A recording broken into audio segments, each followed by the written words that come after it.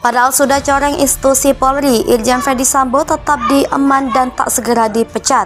Karena sidang Dewan Kode Etik ini tidak bisa langsung serta-merta memberhentikan. Kewenangan memberhentikan ada pada Kapolri. Dan untuk pangkat tertentu, Kapolri mengusulkan kepada Presiden Republik Indonesia. Untuk jenderal, kalau tidak salah, itu kepada Presiden. Jadi, rekomendasi dari sidang kode etik diteruskan pada Kapolri. Kapolri memberikan usulan kepada Presiden untuk memberhentikan dengan tidak hormat. Kalau sampai orang ini, katakanlah Ferdy Sambo ini tidak diberhentikan atau tidak dipecat dari kepolisian, saya akan menggugat Kapolri dan menggugat Presiden. Karena saya tidak mau hukum di negara ini dipermainkan. Ini sudah sangat melanggar tribrata Polri, kemudian juga melanggar Satru Prasetya Polri gitu ya. Jadi oleh karena itu saya mengingatkan kepada Kapolri maupun kepada Presiden, jangan main-main dengan hukum, jangan permainkan kode etik. Oleh karena itu saya mengingatkan, kalau sampai tidak dipecat siapa namanya ini Ferdy Sambo ini, akan saya gugat perbuatan melawan hukum ke pengadilan. Nah, kalau ini etika yang dijunjung tinggi, saya kira ini hukuman yang harus dikenakan pada Pak Sambo itu harus sangat berat. Ya, kenapa kita mesti menyatakan harus sangat berat? Karena beliau itu jenderal dan kemudian kepala divisi Propam yang tugas utamanya adalah menjaga etik dari seorang polisi. Itu kan polisinya polisi. Jadi ini bukan soal sentimen soal apa, tapi soal bagaimana kita ketika ada orang yang diberi tanggung jawab dan dia mengkhianati tanggung jawabnya, hukumannya tidak boleh sama dengan orang biasa-biasa saja. Kami berharap dengan adanya proses sidang kode etik tersebut, maka saudara FS akan segera dijatuhi putusan pemberhentian tidak dengan hormat atau dipecat dari kepolisian.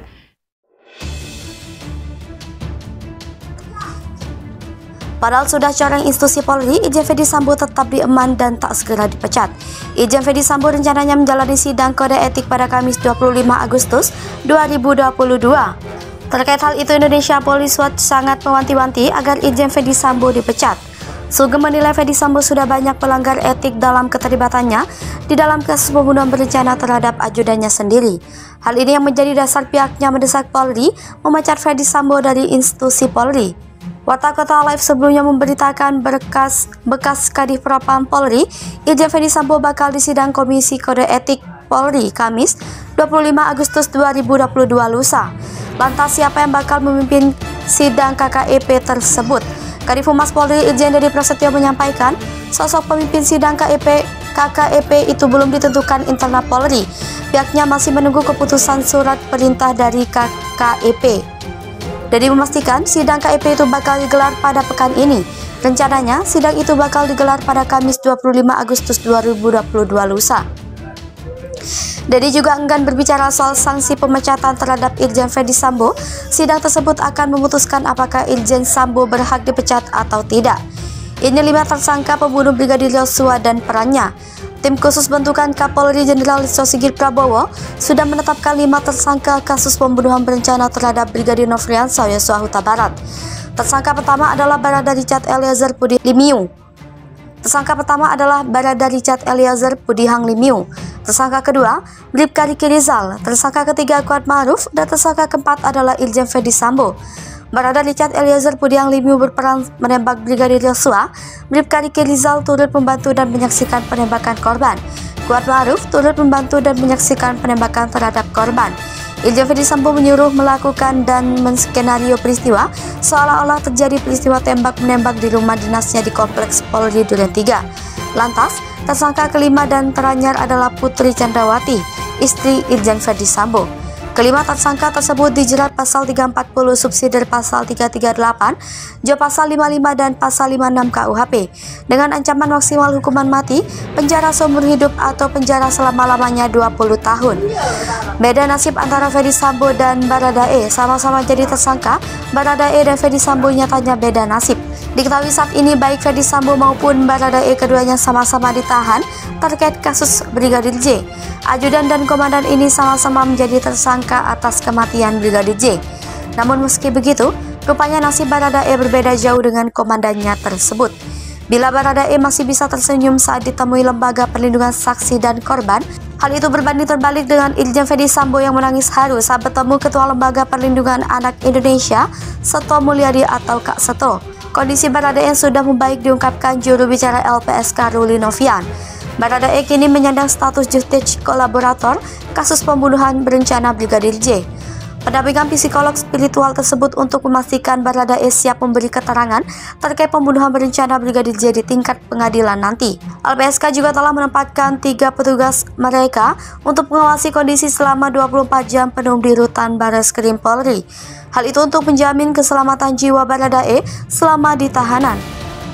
Tangis Irjen Ferdy Sambo, hal berbeda dengan kondisi Ferdy Sambo.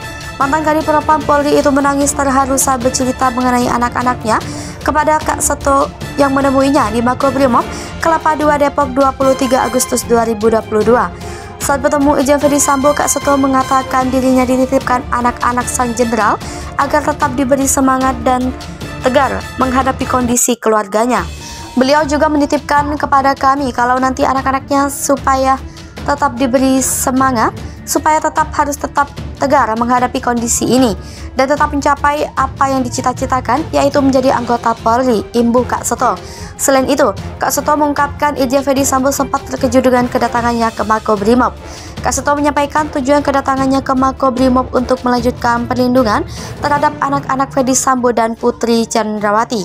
Sebab kata Seto, pihaknya mendengar bahwa anak-anak Ferdy Sambo gencar mendapat perlindungan. Itu belum ditentukan internal Polri. Pihaknya masih menunggu keputusan surat perintah dari KEP. Jadi memastikan sidang KEP itu bakal digelar pada pekan ini. Rencananya sidang itu bakal digelar pada Kamis 25 Agustus 2022 lusa. Dedi juga enggan berbicara soal sanksi pemecatan terhadap Irjen Ferdy Sambo. Sidang tersebut akan memutuskan apakah Irjen Sambo berhak dipecat atau tidak. Ini 5 tersangka pembunuh Brigadir Yosua dan perannya. Tim khusus bentukan Kapolri Jenderal Listio Sigit Prabowo sudah menetapkan 5 tersangka kasus pembunuhan berencana terhadap Brigadir Nofriansah Yosua Huta Barat.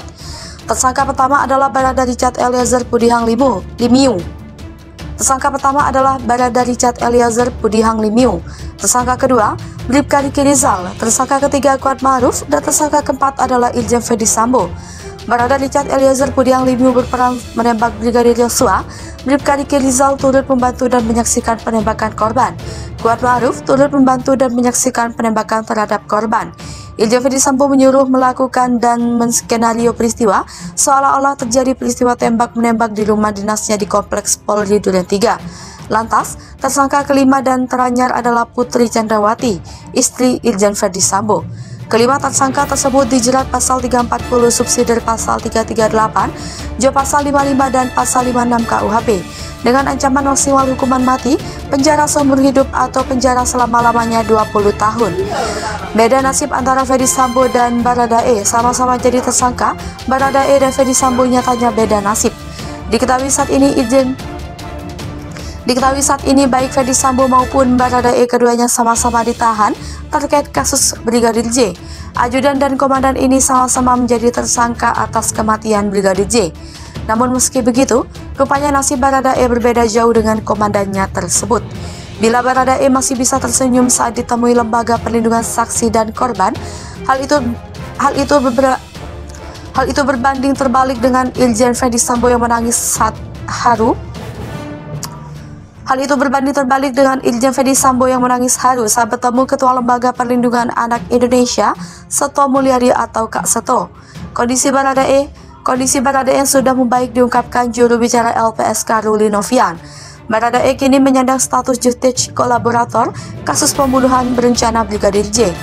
Pendampingan psikolog spiritual tersebut untuk memastikan Baradae siap memberi keterangan terkait pembunuhan berencana Brigadir J di tingkat pengadilan nanti.